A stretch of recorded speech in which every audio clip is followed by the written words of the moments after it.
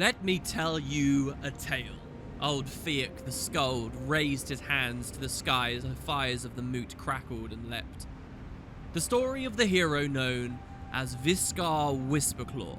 Hail the Honor Son, rightful rage tender, shadow striker, slayer of treasonous Grimhilda. Viscar, who despite all challenges, was willing to give his life to claim blood debt from the one who had done him harm.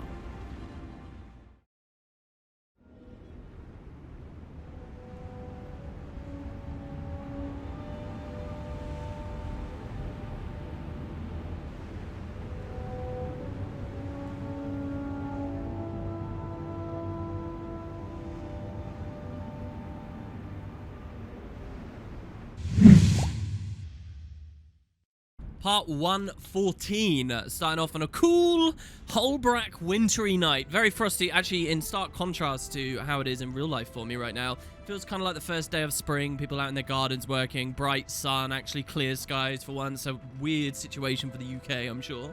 But so we're going to be continuing on here with Echoes of Ages Past. We're in the middle of quite an intriguing story, honestly, that dives a lot into the history of the Jotun. Kind of a cool thing happened last episode in that all Norn, all players of Guild Wars 2, not just Norn, but all Norn of all backstories too, can come to the Great Lodge and listen to Thrall talking about the Jotun and kind of get a glimpse into maybe what they once were.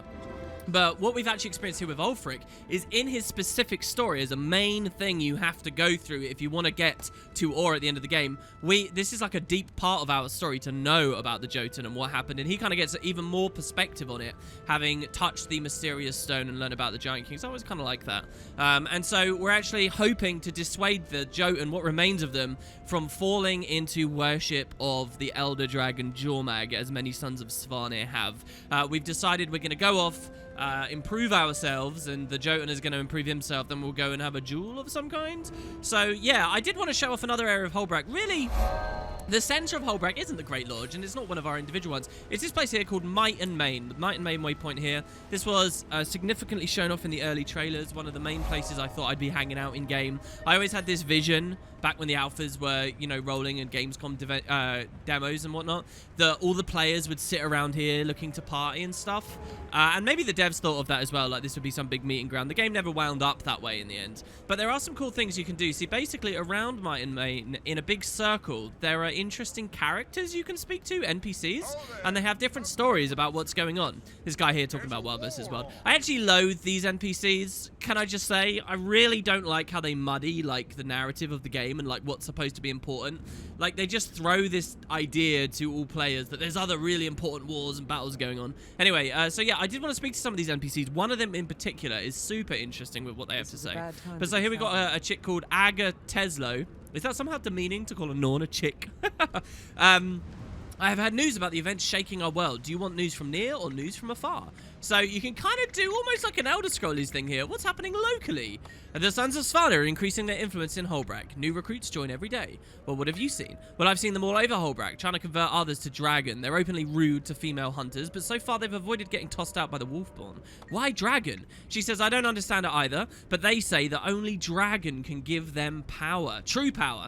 That is what they seek, but at what cost? And we say, well, what's happening beyond the Shiver Peaks? And she says, I have information on all the lands and races of Tyria. What do you want to know? Now, I love this because I feel like the game needs more of this. What is the Norn understanding of elsewhere? As players who play more and more and more of the MMO, eventually you kind of just have this encyclopedic knowledge of everything. And you lose that sense of actual citizens in the world that might not know very much about certain places, and it's very cool when you ask this character about the Asura. We'll see. So, what do the Norn know about the humans? The recent ceasefire between the humans of Krytor and the Char Legion still holds. However, the humans are still enduring a morass of political and military threats. I'm interested in the Char, we say. And while the Char are very close to the Norn, so they might know some stuff, they are keeping the ceasefire with the humans, but are struggling to unite their legions under a single banner. One of the legions has splintered off and wars with the others. So they're talking about the Flame Legion. It's interesting that this is written as though that's the main story for the Char, trying to reunite. But in truth, I mean, we've seen all the Char stuff now. I don't really think the idea of the Khan is that front and center for the Char experience, truthfully. What's going on with the Asura? Now, you've got to remember, the Asura are really far away from Holbrak.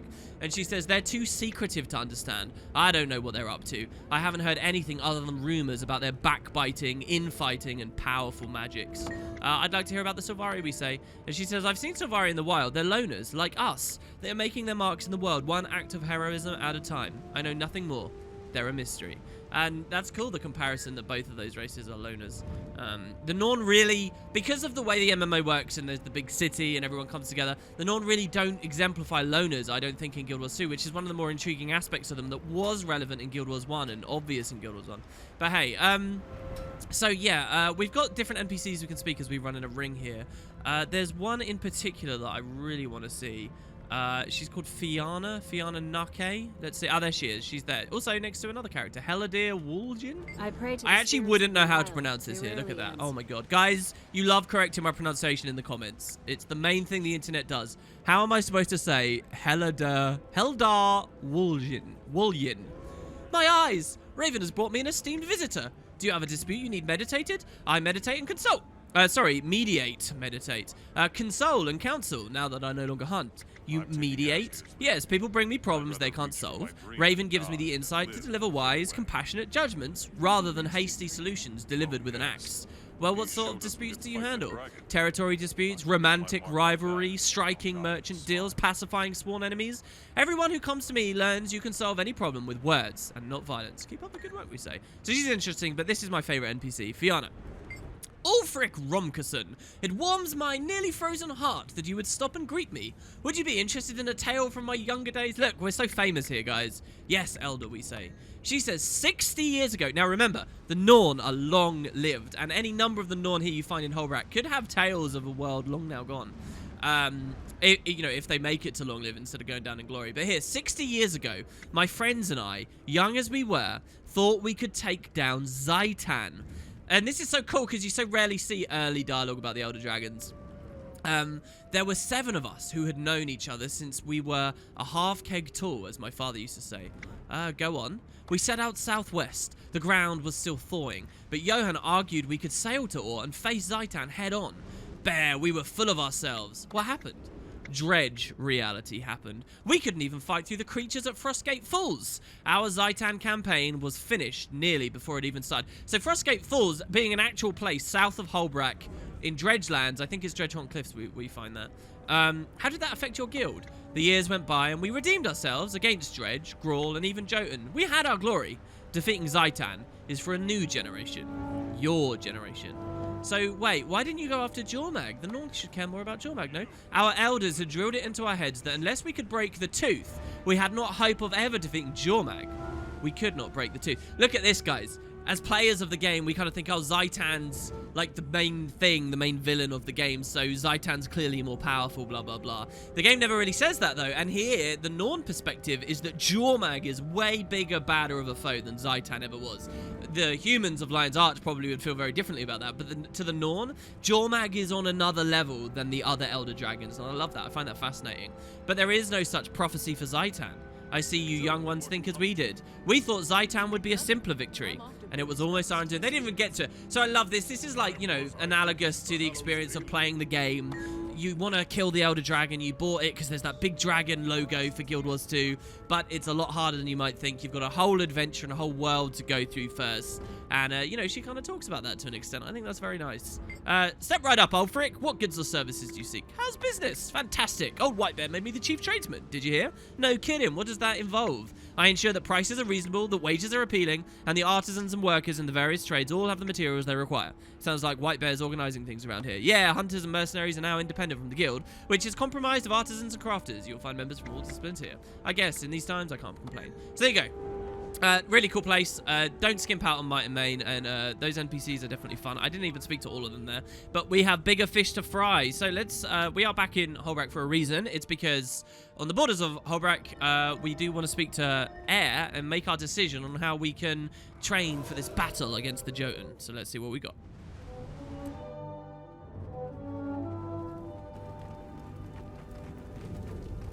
No one discussing the statues this time we arrive, but Snaff still looks on. Oh, look, Bagarf's back. It's Very cool to see you, Vega. He says, you must choose how you'll confront Korag. Air is the expert in these matters. She will help you decide. Okay. We got Garm here as well. Beartooth and Garm like playing together over there. That's awesome. Hey, Air. It's worse than we thought. The Sons of Svanir have duped Korag. He thinks the Ice Dragon will make him a true giant king. I offered him a way out, for his people's sake. He's gone to get the truth from the Sons of Svanir. Either he'll defy them, or they'll have to prove the dragon's strength and make him even more powerful. Jotun don't walk away from a challenge. The Sons will make Korag 10 times more powerful, and he'll fight. You'll be no match for him, even with Air's help. Bygarth is right. You'll have to prepare. Wolf favors those who stand for the pack, as you have. Speak with Wolf Shaman in Holbrook, and Wolf will aid us. I prefer something more solid. You need a worthy weapon to crush Korag.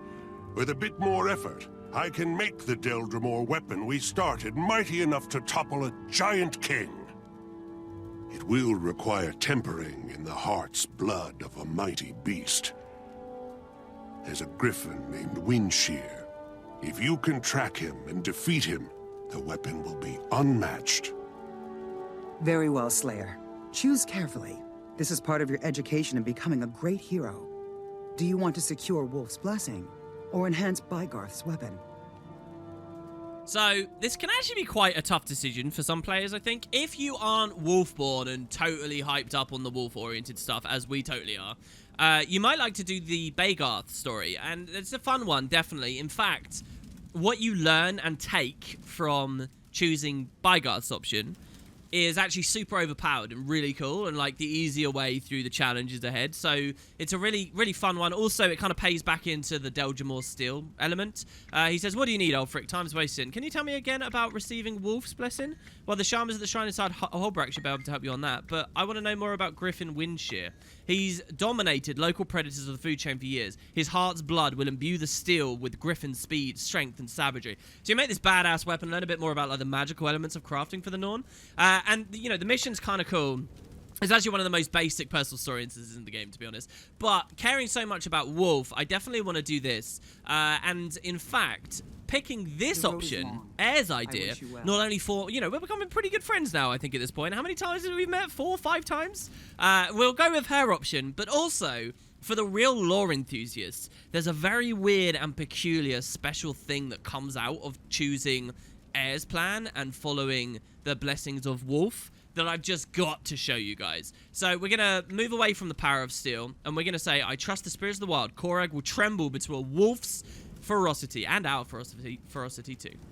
So she says, then go to the Wolf Lodge in Holbrook and speak with Fastulf Jortherson. He will commune with the Wolf on your behalf. Now, we actually already spoke to that guy. Once I explain, Wolf will surely bless me. It's kind of weird the way the dialogues are written here as well, guys, because it feels like it's not bound to the actual structure of the personal story in that you have to make a decision and then that defines the next step and so on. It's written as if you could just go wherever and do whatever, and it's like really dynamic which choice you go with, and you can flirt with both. But yeah, okay, so what do we want? Do we want a rawhide, a duelist, or a studded coat?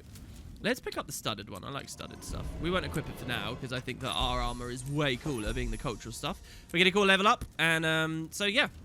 The road is long. Seems like a good choice. And Air clarifies that I try to be direct when I deal with the spirits, but Wolf's High Shaman will know more. Trust him and you'll be fine. Cool, so we're going to go back to Wolf Lodge. I always like moments like this where it's not just run out into the world immediately and do like a mini instance. No. You get to revisit places you'd been to before. And so check it out. Here's Fastulf. Once again, it's good to see. Spirits of the wild. Greetings. I am Fastulf Jortherson, Speaker of Wolf for Holbrook's Lodge. Why do you seek the spirit? I bring news of danger. The Jotun leader of Ossenfold Shear now worships the dragon. I need Wolf's advice and his blessing to defeat such a powerful foe. Quite a challenge. I'll envy your tale of victory. More, though, your arrival is a sign of Wolf's will. Only this morning, a scout reported that the Sons of Svanir have corrupted one of the local pack alphas, a wolf known as Ormi. Ormi is beloved of Wolf, but he is lost. His spirit must be set free, and his sickened body destroyed. Do this, and Wolf will repay you with the strength to best your Jotun quarry. I'll do it. Tell me where to find Ormy, and I'll release his spirit into the mists. Go to Dragon Hollow. I'll send word for Heir Stagulkin to join you. She has often fought against the dragon's corruption. Good luck, Slayer. Return when Ormy is at peace.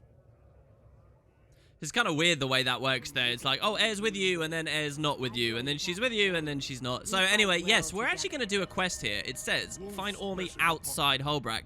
But in truth, mechanically, it's in Holbrack. It's really weird, actually. Very rarely does the game do this, in that you get to visit one of the capital cities and play an instance where there's loads of things to kill. I mean, over the years, and especially later updates, has added that a bit more as time's gone by. But I always enjoy this. It feels like they kind of tried to do it once for every race. Maybe I'm totally wrong about that. But I remember that there's a story for the humans where you go back into the city and you do fighting. And I don't mean the Salma district. I mean at other areas of the city. You do it at like a carnival area. There's a Char section where you go near the ruins of Rin. There's this for the Norn. I wonder about the Silvari. I mean, at the home instance for all of them, there's always lots of overlap, but I mean beyond that. Anyway. Let's move on up. So, yeah, we're actually going to head towards the Snow Leopard lodge here. I'm not sure I've really got too much I want to show off with you guys on this just yet. Maybe in an upcoming adventure. But for now, I actually want to... Wait, hold on. Where's the best way? Let's use our Warhorn 5 here to give us a swiftness. There's actually a secret cave. Here you go. An icy cave that we can travel through to head into a whole other place called the Veins of the Dragon. Now, this is where the Sons of Svanir, very local to Holbrack, are basically just hanging out. That was an extremely quick loading screen. Wow, that's one of the fastest loading screens I've ever seen. I was going to take a drink, but no. The second I picked up the bottle, we were in. All right, let's move on. I came as soon as I heard. Quickly now. We can't leave Ormy like this. Okay, so, sure, Air, how's it going? The journey continues. You have my attention. I guess she doesn't have any actual regular dialogue for us on this one. But as we move through... Look at all this carnage. Stay on your toes. And, oh dear, they're all dying. Here he is, Ormy. They're fleeing. They're actually neutral mobs, so I could attack them if I like. I don't think Ulfric quite is that cruel. But yeah, a tunnel full of bodies. We wonder where they're from. And, well, here is Ormy himself. So lunges and bites. Now, as an Ice Brood Wolf, this guy's actually really dangerous. And at end game, you want to pay attention to the animations these guys do. He's going to have like an ice leap that really chunks your health. I think we got hit by it already, actually. He's immediately on our wolf. Leave him alone, man.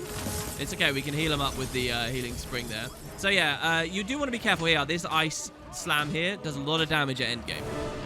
But for now, we get the luxury of basically just slaughtering him. Let's put that down to Air, the legendary hunter as she is.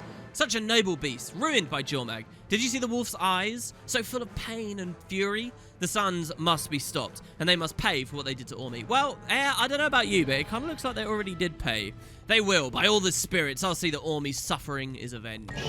Yeah. Okay. Well, Sons of Svanir come out of their house over there.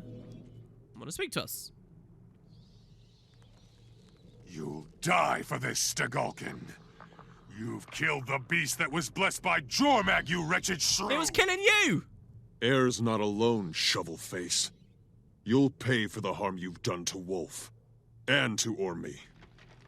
Sacrilege! We gave that wolf enough strength to rule 10 packs, and twist them all to Dragon's will. In Jormag's name, you will both die for this insult! I mean, if there's any story that really demonstrates just how insane the Sons of Svanir are, this one's a good one. They blessed that thing, it went mad, started killing them, and they still think, oh, no, we have to follow the dragon totem. Absolute nutters. Really hard to get behind as a serious, like, antagonistic faction that you like, value their intellect or whatever. To me, there's a lot of, obviously, evil factions and stuff in Guild Wars, and usually the devs try and instill some kind of shade of grey, right? Very rarely are they trying to say, oh, they're just evil. But I find it so hard to view the Sons of Svanir as anything but just cartoon characters, honestly. They are at the very bottom of the list. Kill these rabid dogs! For something that's supposed to be a credible villain and just isn't in the end. To me, that is. Anyway. So yeah, we'll just blow these guys up. This is kind of nice because when I use my Warhorn ability, I'm giving Air the boons and the might from the blast there, and Garm and my wolf. They just keep coming. Don't they understand? understand we saved their lives? And myself. Die for this. See, like, look at this. Don't they understand we saved them? You'll die. It's like one of the games I've been playing a lot recently is Borderlands, and it feels a lot like we're fighting just bandits from that game. but in that game, it's just a tongue-in-cheek. They're deliberately just as insane as you can possibly make them. Well, Guild Wars' version, definitely the Sons of Svanir. We can walk right up, by the way, to the door. It's called the Dragon Hollow. I'm not sure there's ever a story or moment where that door opens and you get to see inside what they're doing. It's very weird, though, because when you come here in the open world, you can just casually chat with the Sons of Svanir. I mean, they're not nice or receptive to you or very welcoming, but you can come up here, even after having just slaughtered them, like so. Well, there you go. The journey continues. We freed Ormy's spirit, Ulfric. With Wolf's blessing, Korag will be defeated as well. Return to Wolf Lodge and tell Fastolf of our victory, and I'll meet you near Awesomefold Shears. So, the big fight, here we go. I'll be there. Ormy's not fully avenged yet, but he will be. So that's good. I hope we get a good blessing for this. Beware. There are sons of Svanir in the caves, devotees of Elder Dragon Jormag. They'll rip you apart if you're reckless. Oh, I'm sure they will. We didn't just totally slaughter them all. Hold there. I'm warning everyone who comes this way about the dangers in these tunnels. I like this NPC because in the open world areas of the game, often an NPC will warn you in this way if you're too low level for an area. They'll say, oh, you look new, maybe don't go this way, and they're trying to save your life from wading out of your depth. But and he's here doing a similar thing, but it's impossible to wade out of your depth because you're in a city here, so I kind of like that. I think that, you know, it kind of breaks down your expectations of the only places the devs would use an NPC in that way. Hold there, I'm warning everyone. Yes, what dangers? The Sons of Svanir have made a home in these tunnels. They've taken Dragon as their totem spirit of the wild. That makes them incredibly dangerous. They revere Dragon? Why? They don't revere Dragon so much as they revere Dragon's power. They believe Dragon to be the strongest of all the spirits of the wild. So they just want his power. I mean, how selfish is that too? Here's a guy, Tarkid. You realize that the Sons of Svanir have their sights on you. What a victory they could turn if they could turn you to their cause over my dead body. With the corruption, they take your dead body as a consolation prize. You have a point. Farewell. So yeah, here they are. What an interesting idea for a story step out in the future that we could become corrupted in this way and turn to become the son of Svanir. Cool idea for like a single player game. You are a rampaging son of Svanir, completely devoid of all sense. But yeah, it's all very frosty and icy. The Norn in general don't really get affected by the cold, as we know. They wear their clothes for other reasons, you know, to honor the totems and the spirits of the wild and so on. But here feels particularly bitter. We can only speak to this one guy, Elif. This path isn't for you. Turn around and choose another route. The Sons of Svanir control these tunnels. Why have you taken over them? White Bear and his two clumsy sons have their wolf cubs watching our every move. I'm one of these wolf cubs, damn it. They say we can move about freely, but we know better. Okay, you can't revile someone, then turn around and expect acceptance from them. Interesting. Wolf cubs? The so-called wolf-born, as if wolf is worth following. And all those talk of the brotherhood and the pack, pitiful. Dragon offers the strength that comes from will, not numbers. Dragon offers death and subjugation, we say. You're blind if you don't see that. So, yeah, and they're kind of barring the way. It's a cool area, though, and I love its inclusion in the map here. You can actually get, oh, no, this isn't a juvenile ice drake, but you definitely can get ice drakes as pets. Maybe we'll find one somewhere. But, yeah, okay, cool. So, let's go back to the lodge. I almost thought we didn't have the waypoint there, but I was looking at Bear Lodge. And see if they're pleased about our little adventure there.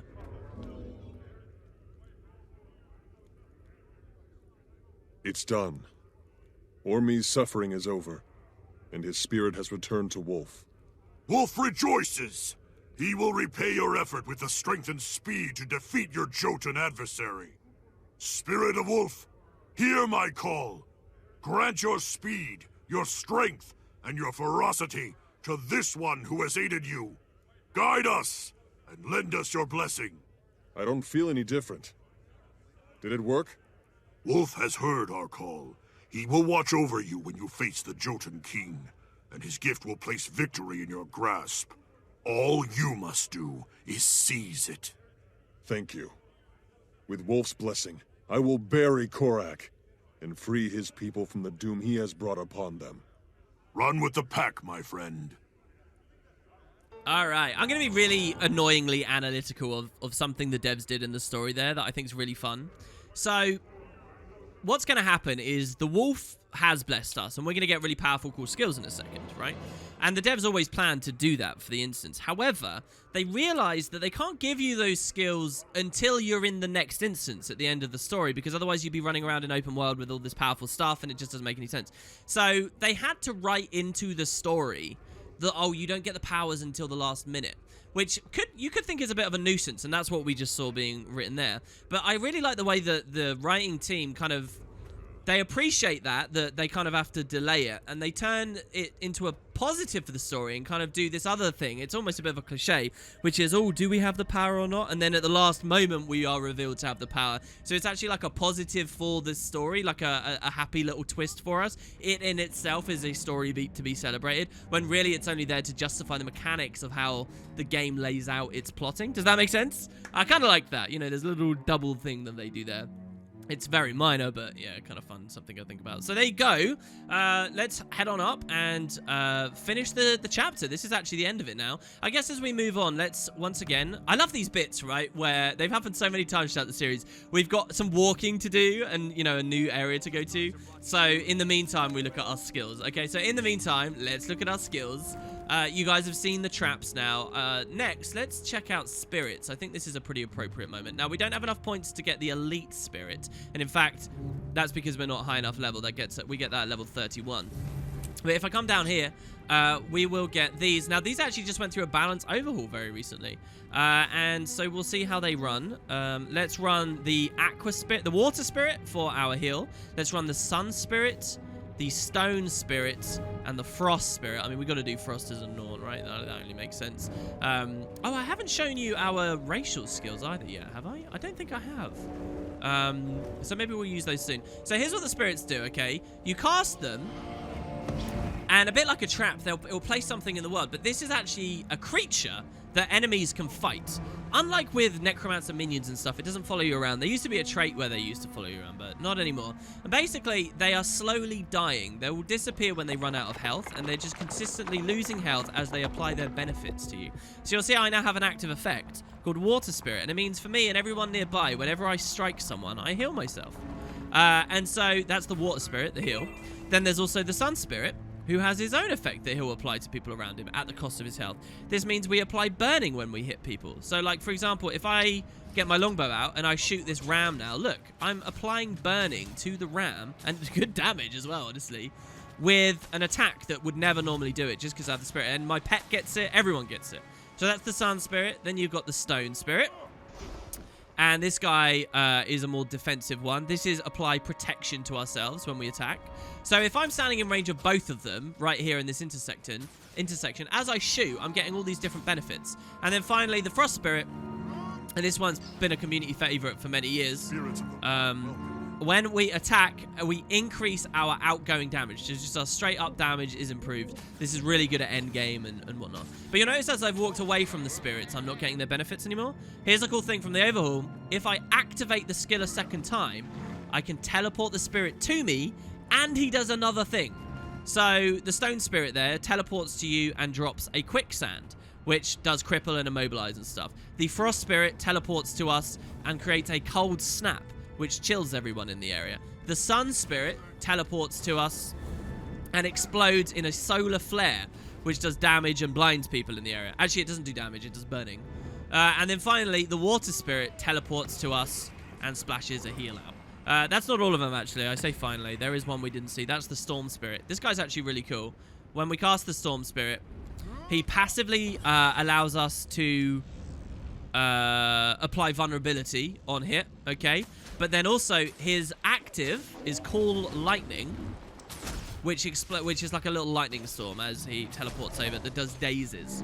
They're really fun. They're kind of like signets, but not fully like signets. And it's funny because Ranger also has signets too. You kind of get the whole kit and caboodle. So obviously you can't run all the signets and all the spirits at once, but their effects are quite similar. Obviously, by teleporting the spirit to you and making it do its active doesn't deprive you of the passive, but it does cost them a lot of their health. So unless you're healing them up or have allies healing them up, you know, they might die and they might move away. But yeah, really fun category of skill. You'll notice, you might remember from Guild Wars 1 that Rangers also had spirits back then. They were nature rituals. They were very different back then, though. They provided, like, buffs and debuffs that affected allies and enemies at once in massive ranges and were super immobile in the original game. Their implementation for the sequel is totally different. And I'm not actually in favor of the way they did it in the sequel. I think that the Guild Wars 1 style of spirits is really fun. But for whatever reason, the balance teams decided, I guess, that it doesn't work. So, but anyway, it's a fun thing and a bit of a blast from the past. So, hey. All right, here we go. Back to the Jotun. And we'll do the last of the Giant Kings. Look at that concept art, man. One of you guys made a really cool comment that I never realized, but is totally true.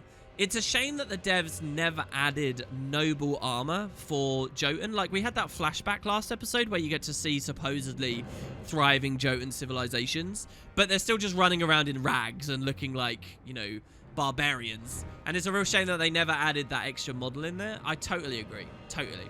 All right, so here we go. Hey, Air, I hope we've got this spirit, this blessing from Wolf. I mean, we went to a lot of effort for it. Wolf's blessings surround you like a moonlit cloud. I can see it.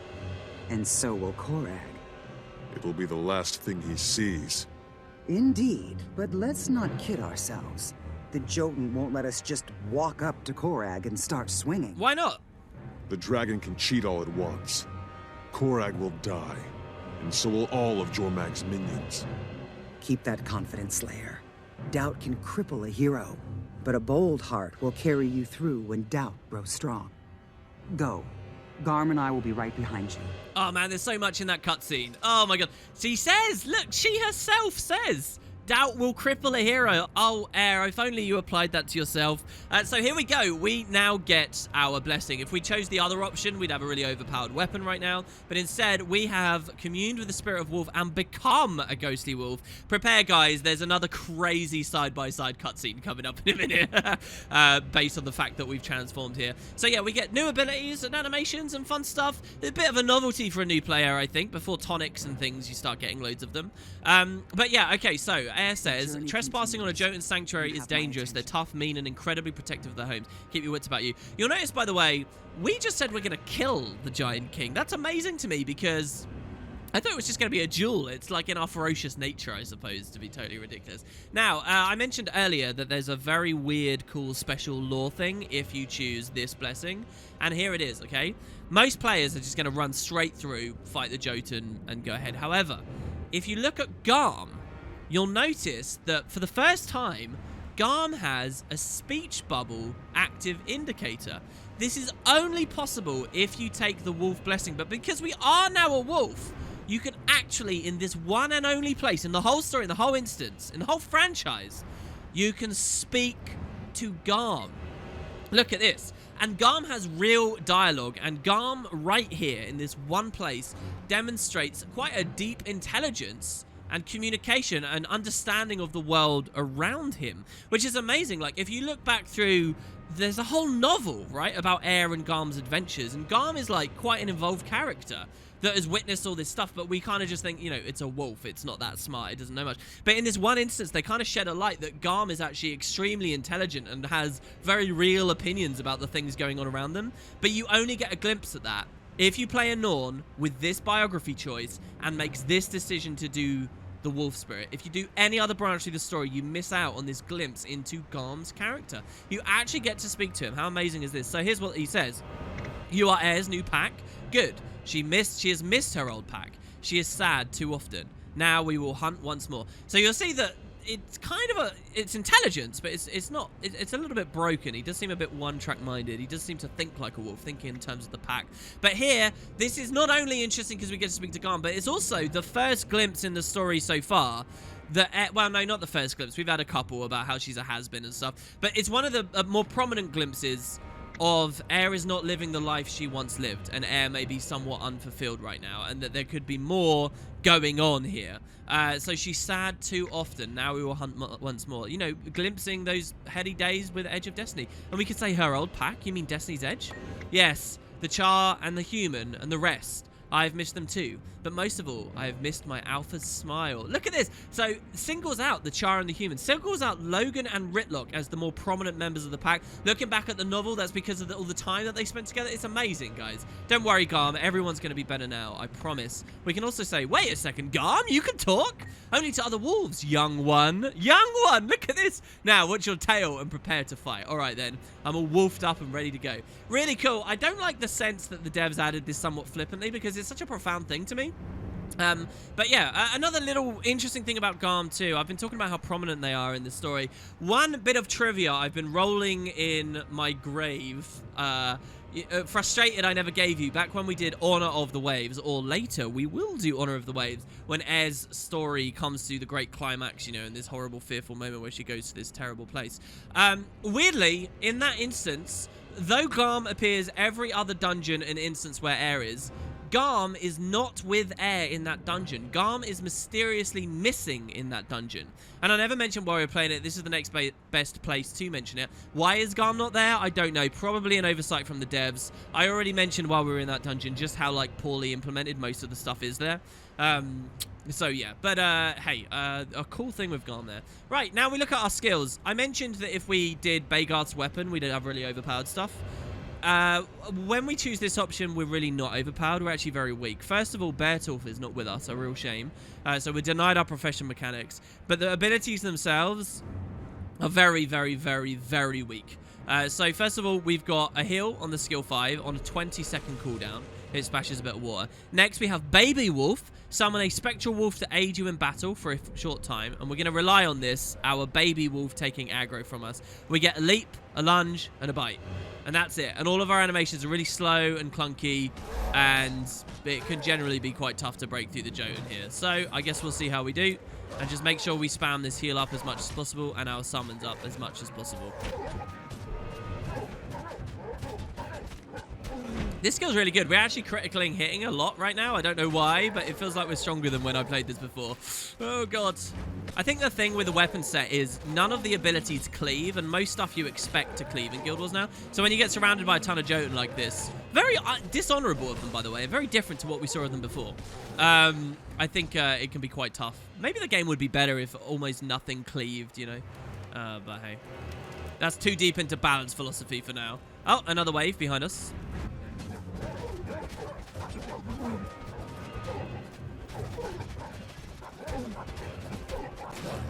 Okay, so right before I kill this last Jotun, there is one thing to point out.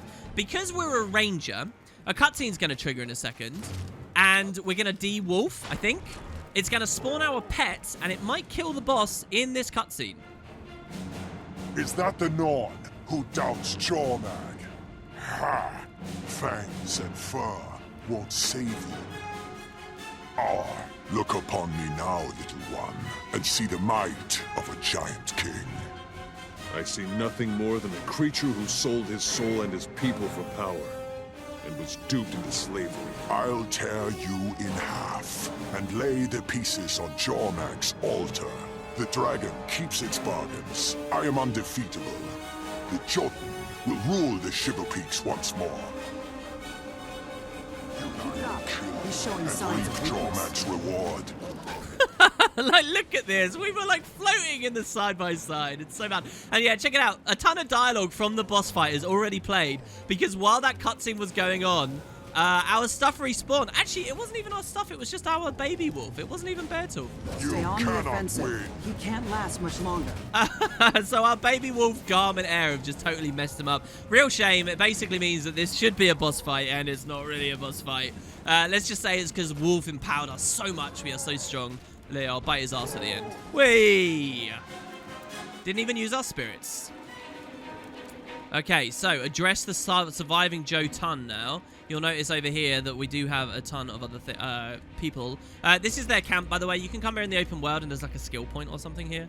Nothing too major. But look at the big Jotun runestones. It's very cool to set this story step here, because for most other characters, you explore the Shiver Peaks and you see these runes and you see these maps and these icons and wonder what they are. And you don't really realize that they come from this ancient race.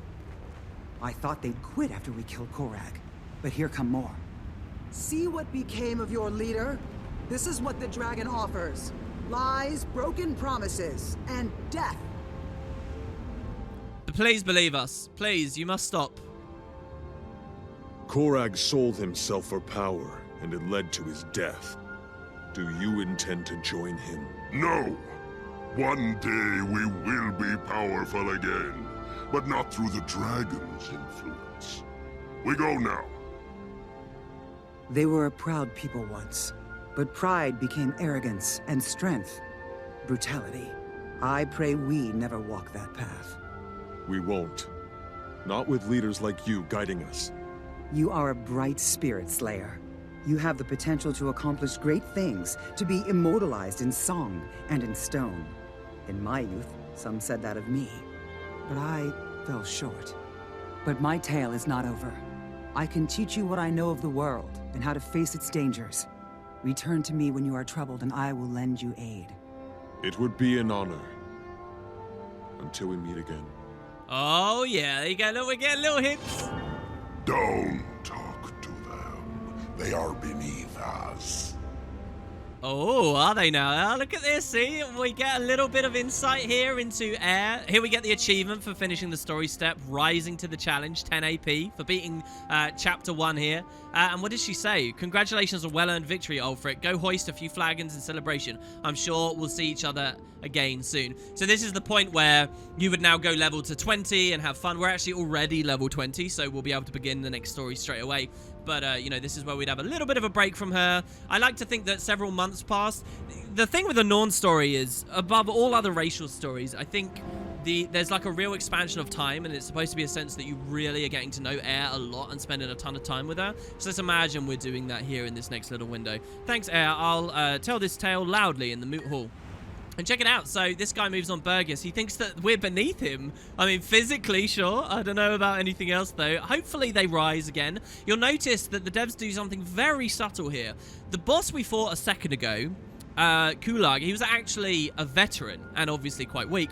But the Jotun that lived to see that and are suggested, hey, maybe one day may become something more and go off to forge their own path.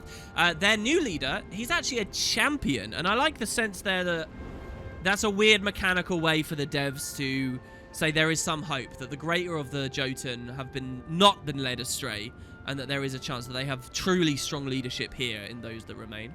And they won't actually speak to us whatsoever. So very cool. And once again, now I can no longer speak to Garm. I just press F. I like the thought that Beartooth and Garm have been having conversations, though, since, you know, only wolves can communicate with one another, apparently.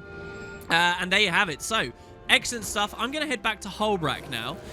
What I want to do next is use some axe offhand stuff. I want to show you guys what it looks like to equip a dagger. I want to show you guys what it's like to be on a short bow. Short bow feels totally different to longbow. Lots of fun things to do with Ranger. And we're actually creeping closer to level 30, where we get not only our Ranger elite skills, but we get access to one of the biggest things about being a Norn, and that's transforming and following our totems to an even deeper level. We can become the wolf eventually. That might be a little bit further off, but hey. All right, looks like the sun has risen, and I guess I'll catch you guys for all of that next time as we once again visit with Air for more adventures in Holbrook. Thanks, guys. Hope you enjoyed.